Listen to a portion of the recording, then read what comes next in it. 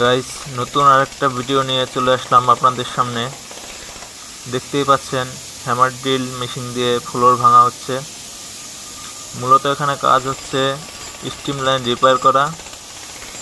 Steam line লিকেজের কারণে steam pipe change করতে হবে। আর এই কাজে সহযোগিতা করছে আমাদেরই কলিগ বা বড় ভাই যাই বলেন।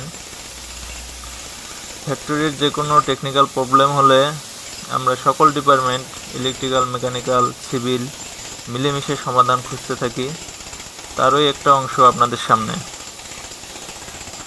দেখে হয়তো কাজটা সহজ মনে হয়, বাট এই কাজ করতে অনেক বেশি হার্ডওয়ার্ক করতে হয়।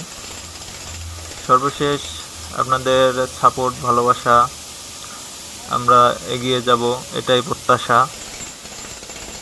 অনেক বেশি সাপোর্ট করবেন, লাইক করবেন, কমেন্ট করবেন, শেয়ার করবেন।